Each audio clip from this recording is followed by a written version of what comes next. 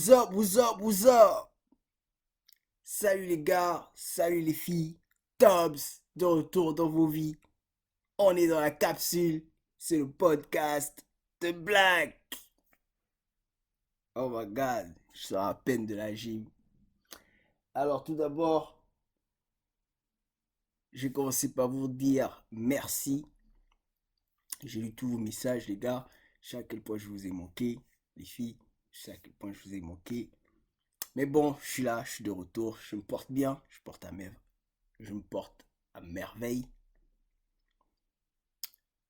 Sors à peine de la gym. Aujourd'hui c'était legs day. Les jambes. On manque pas les jambes. On manque jamais les jambes. Faut toujours travailler les jambes les gars.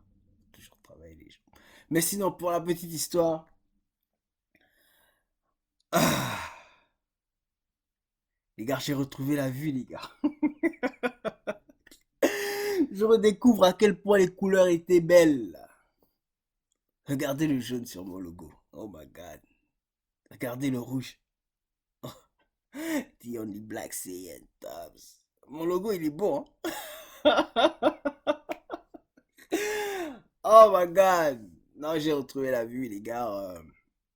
J'avais une cataracte qui se développait dans les deux yeux. Donc, je les ai retirés. Et là, à maintenant, j'ai 20/20 vision dans les deux yeux, les gars. Est-ce que c'est pas beau, ça? Je redécouvre à quel point les couleurs sont belles. Je vois, je sors de la maison, je vais au taf, je regarde les voitures, les couleurs des voitures, les trucs. C'est fou! Pourquoi les gens ils sont de mauvaise humeur? Je sais pas moi, le monde il est beau avec toutes ces couleurs là. Le monde est beau. Oh non, pourquoi les gens sont de mauvaise humeur? Oh, c'est bad. Je vais à la gym, je regarde les couleurs qui sont à la gym, tout ça, les décorations. Mais merde, il est beau le monde, hein. C'est beau les couleurs. Non mais les gars, prenez soin de vous les gars, prenez soin de vous. C'est vrai, en tant qu'homme, on veut toujours faire les machos et on veut toujours repousser à demain, comme c'est le cas pour moi. J'ai négligé un peu les trucs parce que je me disais, bon, je peux prendre soin de ça plus tard, tout ça. Mais bon, ma vie est de retour, je vais pouvoir apprécier les belles choses. Ah les gars, je suis content, vous pouvez pas savoir, je suis content parce que je me rends compte, merde, regarde tout ce que j'ai manqué avec cette mauvaise vie là. Là maintenant, 20/20 vision, I can see everything. Oh my god. En tout cas, donc, on va aborder la podcast. On va passer en revue tout ce qu'on a un peu manqué. Bon, moi, j'ai pas manqué quelque chose, hein. Tout ce que vous avez peut-être manqué. J'ai passé tout ça en revue ces deux dernières semaines. Et voilà quoi. Donc, on va un peu parler de tout. On va un peu parler de ce qui se passe dans le monde des sports de combat. UFC, c'est chaud. En ce moment, on a premier africain champion de la catégorie heavyweight. C'est grandiose. Un peu ça qu'on va aussi un peu toucher à la boxe avec Jake Paul. En fait, les frères Paul qui font un peu le désordre là. C'est pas normal, les gars. Donc, c'est tout ça, quoi. Donc, sans plus tarder, on va aborder le podcast. Let's go. D'abord, on va commencer par souhaiter Ramadan Mubarak, tous nos frères musulmans. On est avec vous les gars, tenez bon, évitez les tentations, tout ça. Dieu est grand, Dieu est grand, Dieu est grand, Dieu est grand. Les gars, moi j'ai retrouvé la vue, hein, donc moi je peux vous dire à quel point Dieu est grand. Donc c'est ça, en tout cas, soyez forts les gars, soyez forts pendant la période du Ramadan. On est avec vous les gars, on est avec vous. Donc, premier stop, on va dans la catégorie heavyweight. Donc, on a le premier Africain champion de la catégorie heavyweight. C'est une première dans l'histoire du MMA, surtout avec la promotion UFC. Francis Ngannou est champion de la catégorie. Et comme je le disais déjà, les gars, il est champion. C'est pour longtemps. Non mais, pour vous qui avez regardé le fight, est-ce que vous vous êtes rendu à quel point, est-ce que vous vous êtes rendu compte à quel point le gars a évolué? Francis, c'est plus seulement un striker. Francis, c'est plus seulement quelqu'un qui repose sur la puissance de ses coups. Non, il a ajouté la lutte, il a ajouté le grappling, il a ajouté la défense du takedown. Oh my god, Francis est devenu un autre animal. The Predator has evolved. C'est dingue les gars, c'est dingue. La catégorie heavyweight est prise en otage pendant les 10 prochaines années les gars, c'est dingue. Donc, ce qui se passe en ce moment, c'est quoi? Les négociations ont entamé pour le prochain fight de Francis Ngannou. Donc, la promotion a deux options. Il y a l'option John Jones, à qui on a promis le combat pour le titre une fois qu'il monte en heavyweight. Et la deuxième option, c'est Derrick Lewis. Derrick Lewis a deux arguments qui font de lui le number one contender pour le titre de heavyweight. Premier argument, c'est qu'il vient à peine de taper Curtis Blades par KO, il faut le rappeler. Et le deuxième argument, c'est que lui aussi a une victoire sur Francis Ngannou. Bon, le combat était nul, hein. Il faut le rappeler, le combat était vraiment nul. Donc, c'est un peu ça. Et en ce moment, la compagnie est en train de tendre vers l'option d'Eric Lewis. Pourquoi? Parce que John fait encore la diva. Bon après il a le droit de faire, la diva. Il a réclamé le max de thunes pour combattre en heavyweight. Après, il a raison de réclamer ça. Un, c'est le GOAT, c'est le meilleur de tous les temps. Deux, en heavyweight, c'est un autre monde, mec. Là-bas, les coups. Là-bas, tu ressens plus les coups, mec. Donc, il a le droit de réclamer tous ses domaines, il n'y a pas de problème. Mais les gens pensent qu'il réclame les dos tout simplement parce qu'il a peur. Bon, moi, je pense pas qu'il ait peur. Moi, je pense pas qu'il ait peur. Moi, je pense pas qu'il ait peur de se battre contre Francis Ngannou. Mais pour un moment, tu nous dis que t'es chaud pour venir en heavyweight. Et après, quand tu sais très clairement que la prochaine personne que tu vas combattre, c'est Francis Ngannou, maintenant tu te mets à parler d'argent. Donc, c'est un peu comme ça que les gens voient la chose, quoi. Les gens se disent, non, il a peur. Parce que quand c'était pas clair qu'il allait combattre Francis Ngannou, il faisait pas mention d'argent, il faisait pas mention de thunes. Maintenant que c'est clair, maintenant que c'est 100% clair que tu vas combattre Francis Ngannou pour le titre, tu te mets à parler d'argent. Donc, c'est un peu ça, mais bon. Moi, je me dis pas qu'il ait peur. Moi, je me dis juste qu'il veut être payé à sa juste valeur, quoi. Et c'est totalement normal. C'est totalement normal. C'est totalement normal.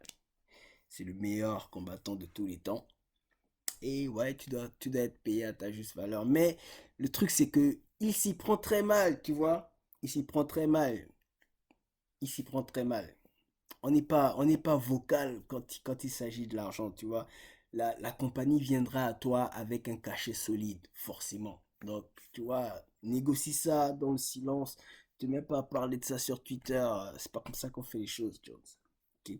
Mais bon, vous, dites-moi si vous pensez que Jones va faire le poids. C'est chaud, les gars. Moi, je vous dis, c'est chaud, hein. C'est chaud. Mais je veux connaître vos avis.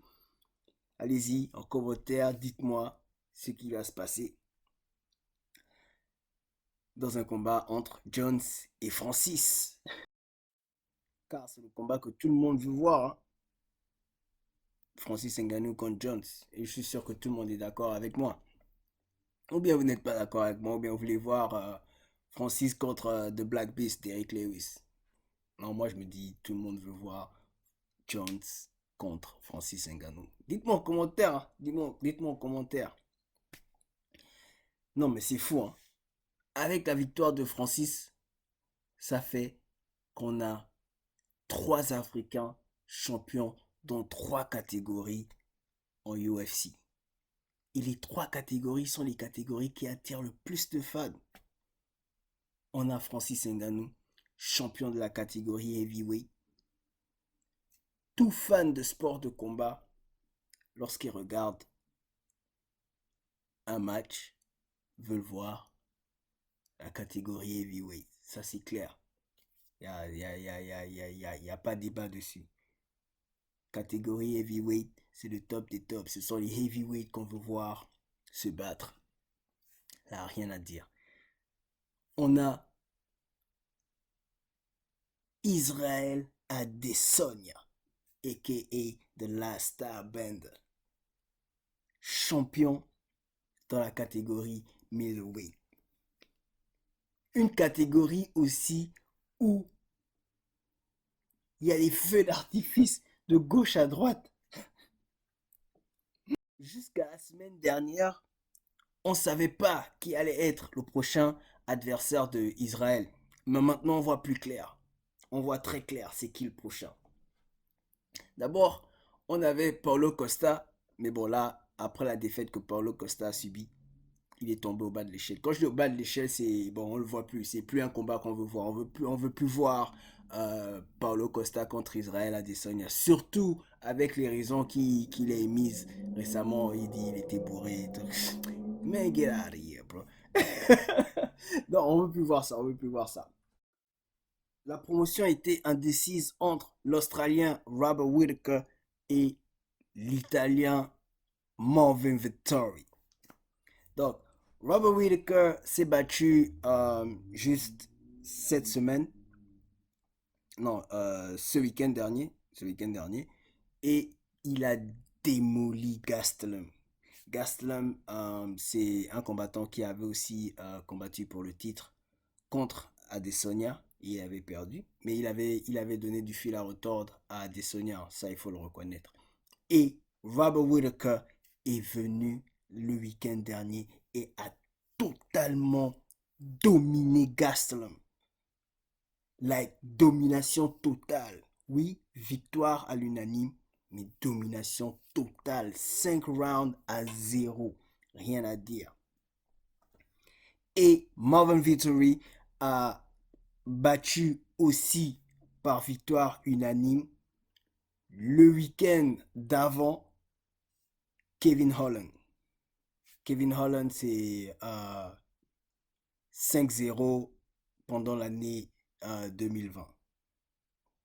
Il a combattu 5 fois durant l'année 2020 et il a gagné 5 fois durant l'année 2020. Ce qui a fait de lui, je pense, le combattant, il a été élu le combattant de l'année avec la promotion UFC. Car personne n'avait fait 5 combats et 5 victoires en 2020. Mais Marvin Vettori est venu et a dominé Kevin Holland. Bon, après, il faut aussi reconnaître que lui, il a un problème avec la défense des takedowns. Donc, Marvin Vettori a seulement pris ça comme son plan d'attaque, quoi. Takedown, takedown, takedown sur takedown, takedown sur takedown. Kevin Holland n'a vu que du feu, quoi. Donc, c'est ça. Donc, la promotion hésitait entre ces deux-là. Marvin Vettori et Robert Whittaker, a.k.a. Bobby Knuckle. Mais après la victoire que Bobby Knuckle a eu ce week-end dernier, je pense que c'est décidé. Hein. Je pense que c'est décidé. Je pense que Bobby Knuckle revient pour le titre. Il revient pour le titre. Il a clairement dit qu'il a un animal différent en ce moment. Et il veut son titre. Il veut reprendre son titre. Parce qu'il avait déjà le titre. Et Israel Adesanya lui a arraché le titre. Donc, Robbie Whittaker a dit, il reprend son titre, mec. Donc, je pense que c'est ce combat-là que la promotion va arranger. Donc, je pense qu'ils vont faire l'annonce d'ici là, quoi. Je pense qu'ils vont faire l'annonce d'ici là. Surtout après la performance qu'il a fait ce week-end. Je pense qu'ils vont faire l'annonce. Et le troisième Africain champion, Kamaru Usman, the Nigerian Nightmare. Champion dans la catégorie welterweight. Une catégorie où tu as des combattants tels que Jorge Masvidal, Leon Edwards, Bilal, remember the name, Mohamed, et récemment le retour du gangster Nate Diaz. Ah oui, parce que Nate Diaz revient et il a dit qu'il va combattre maintenant en welterweight. Et son prochain combat, c'est contre Leon Edwards dans la carte UFC 262 qui va se passer le 15 mai. Donc c'est un peu ça, quoi.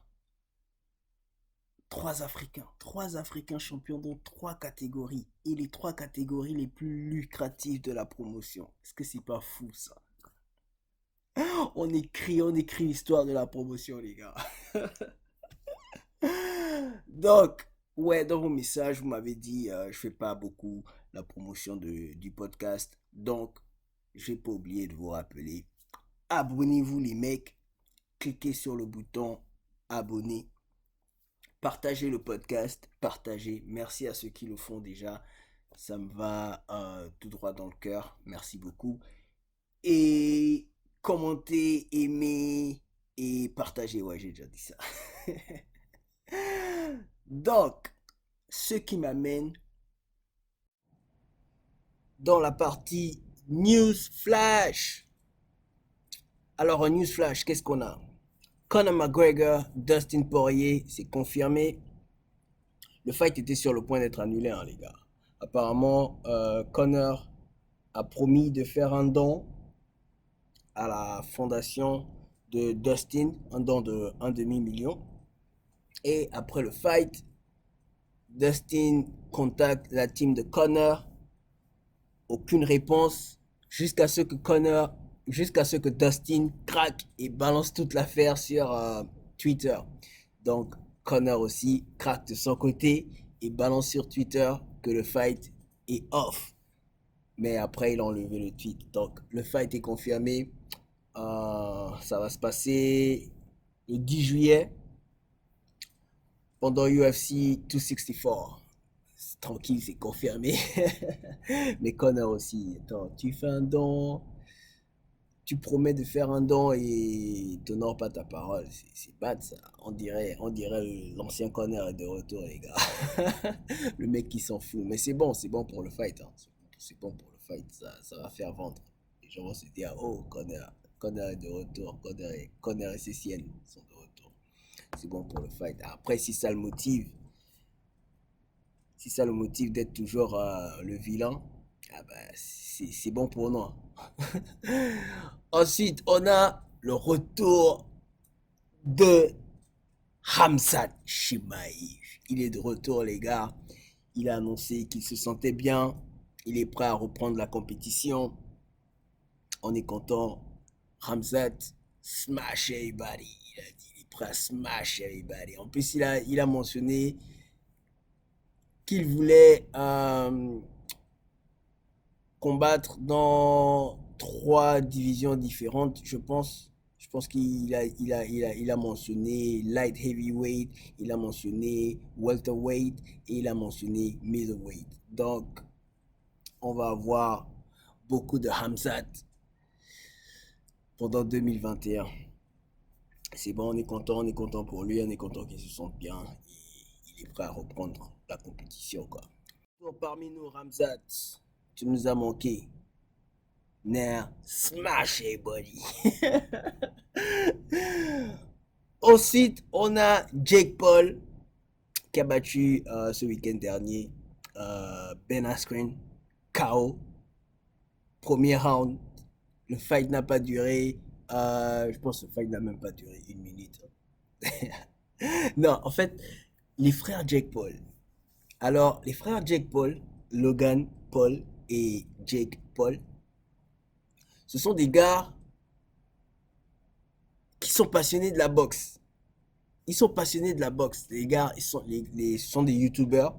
Ce sont des youtubeurs qui se sont dit, bon, nous on s'entraîne. Ils sont levés un bon matin. Ils se sont dit, on s'entraîne pour la boxe. Et on va commencer par affronter des gars comme ça. Et on va se faire de l'argent. Ça fonctionne, hein, ça fonctionne. Ce qu'ils font fonctionne. Il y a le buzz, les gens regardent, c'est fou. Mais moi, je me dis, ça va causer un problème. Parce que, regarde, ce week-end, ils sont fait facilement 2 millions. Ben Askren n'a jamais touché le cachet qu'il a touché contre Jake Paul pendant toute sa carrière en MMA. Il n'a jamais touché un cachet comme ça. C'est fou, ça va causer des problèmes. Pas seulement, euh, pas seulement dans le MMA, ça va causer des problèmes même dans la boxe en général. Parce que si des youtubeurs se lèvent et commencent à affronter des combattants qui sont déjà à la retraite et tout le monde regarde et ça génère des millions, la boxe, la boxe aura un problème, les gars. Et là, ça fait tellement parler que les gens se mettent à dire que Jake Paul, oui, il a le niveau d'un Terence Crawford, il a le niveau d'un Floyd Mayweather. C'est fou, les gars. Il faut que les gens, il faut que les gens se calment quand même. Il faut que les gens se calment. Ce qu'ils font fonctionne, leur méthode d'approche fonctionne, ça crée le buzz, les gens regardent et ils ont du talent, ils ont du talent, ils sont vraiment talentueux. C'est vrai, ce sont des youtubeurs qui se sont dit eh, on va pratiquer la boxe. Ils ont mis les moyens dessus et ils ont du talent, ils ont du talent, ils ont du talent. Mais il faut temporiser avec les statements du genre ils peuvent se mesurer à un Terence Crawford ou bien ils peuvent se mesurer je sais pas, à un tank. Non, non, non, non, non, les gars, il faut arrêter, il faut arrêter, il faut arrêter. En plus, les gars sélectionnent qui ils vont affronter. Ils sont smart. Ils ont des cibles, tu vois. Et leurs cibles, ce sont les combattants à la retraite, tu vois, les combattants qu'ils savent qu'ils peuvent taper facilement, ou bien des combattants qui, comme eux, se sont dit, nous aussi, on peut être des boxeurs.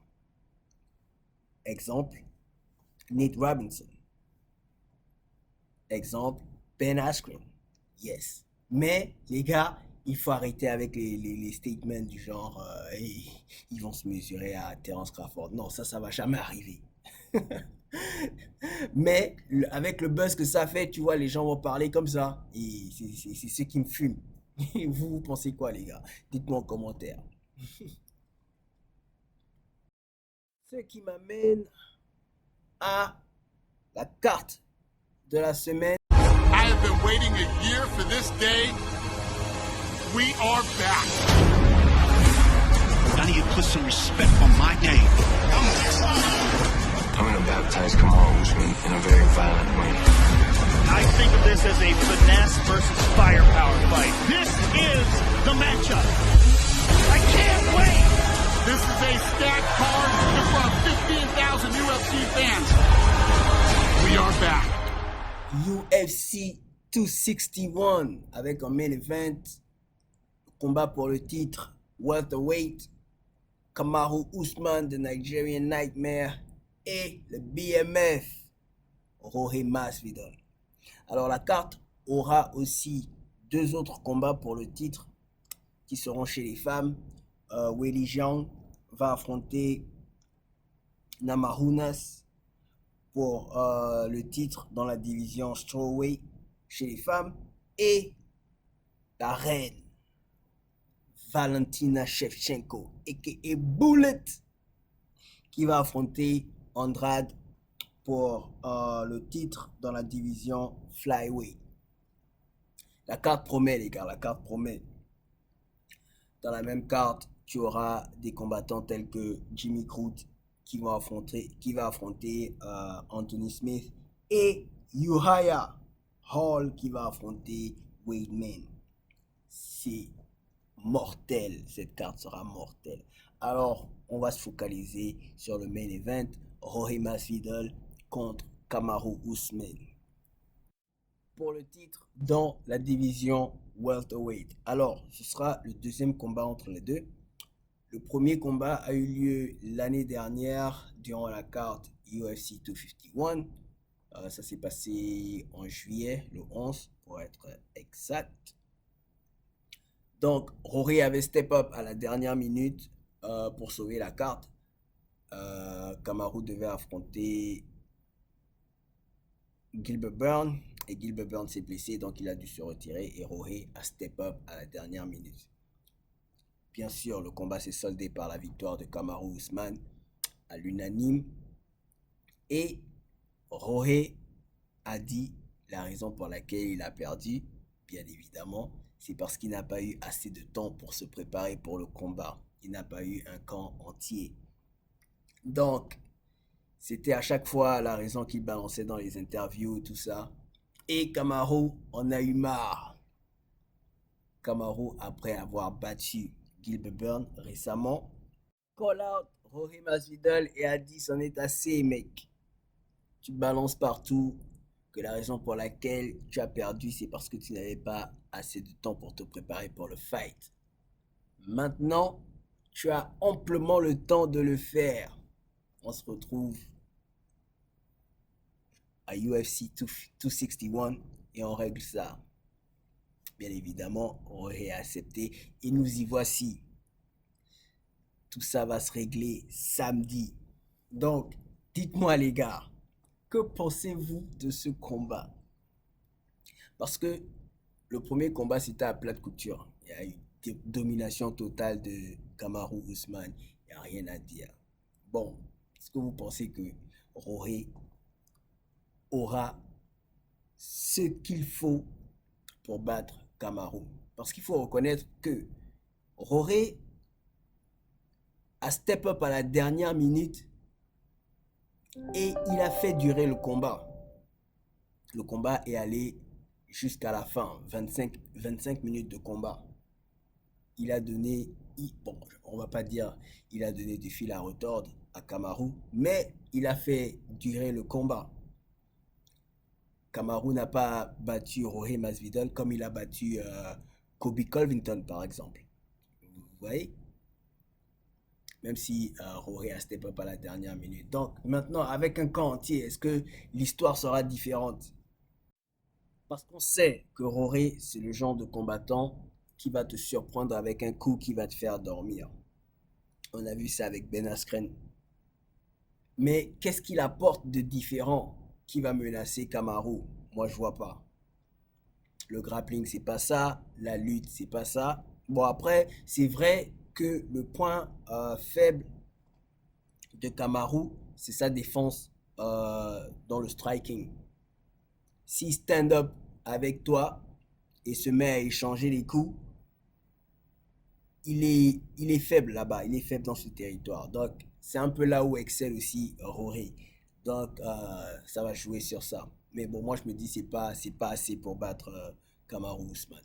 Donc, pour moi, je me dis, le combat va se solder de la même façon que le combat s'est soldé la première fois, c'est-à-dire décision unanime. Et Kamaru est toujours champion. Mais dites-moi comment vous voyez la chose, comment vous voyez le combat se solder. Et c'est ça, quoi. Ensuite, dans la même carte, on a deux autres défenses de titre. Et ça va se passer chez les femmes. Tout d'abord, on a Zhang Weili, a.k.a. Magnum, qui va défendre son titre dans la division Strawweight contre Thug Rose Namajunas. Ce combat promet les feux d'artifice, les gars. Tu as Zhang Weili, petite de taille, mais cette go est cogne dure. Son combat l'année dernière contre Joanna Jędrzejczyk a été élu le combat de l'année.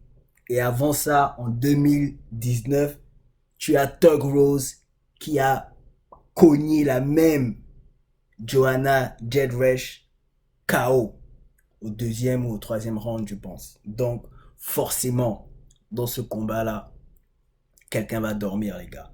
Quelqu'un va dormir. Si toi, t'es parieur, tu vois les deux combattantes, Thug Rose va avec l'avantage sur la taille. Tu peux placer ton argent. Parce que moi, je me dis, si le combat termine au premier round, c'est que c'est forcément un KO de Thug Rose. Et Zhang Weili a perdu son titre. Thug Rose, dans les débuts des fights, elle est très chaude. Elle est très chaude. Et un gauche est vite parti. Boum. Si Zhang Weili mange ce gauche-là, c'est sommeil. Sommeil très tôt. Ensuite, tu as Valentina Shevchenko, a.k.a. Bullet, qui va défendre son titre dans la division flyweight contre Jessica Andrade. Alors, Valentina Shevchenko, quand tu fais un classement des meilleures combattantes de tous les temps, juste après de GOAT, Amanda Nunes, tu mets sans hésiter Valentina Bullet Shevchenko. Donc là, je te conseille pas de parier contre elle, mec. C'est impossible. Après, tu peux te dire, bon, son dernier combat contre Jennifer Maia, sa défense en takedown était très fébrile. Tu peux miser sur ça et en plus le combat est allé en 25 minutes. Elle a gagné par décision unanime, c'est vrai. Mais sa défense en takedown était très fébrile. Mais après, elle affrontait Jennifer Maia. Et Jennifer Maia, en matière de wrestling, en matière de lutte, c'est le top des tops, man. Est-ce que Jessica Andrade vient avec le même plan d'attaque que Jennifer Maia et se met à tester la défense en takedown de Valentina Shevchenko? Valentina, c'est la championne, mec. Elle s'est mis en tête que, ah bon, ma défense en takedown a été exposée. Est-ce que je travaille dessus? Donc, tu vois, elle va s'ajuster, man. Elle va s'ajuster. Forcément, elle va s'ajuster. Donc, je te conseille pas de parier contre Bullet Shevchenko. Donc, on vient de passer en preview la carte de ce week-end. Il y aura de la baston, il y aura de la bagarre. Des gens vont dormir. Je vous encourage tous à regarder et kiffer la carte. Et on arrive au terme du podcast. N'oubliez pas de vous abonner, de liker, de commenter et de partager. Merci les gars, à vous tous qui le faites déjà. Merci beaucoup du fond du cœur. Et on se dit à la semaine prochaine. C'était Tubbs dans la capsule. C'est le podcast de Black. Peace out.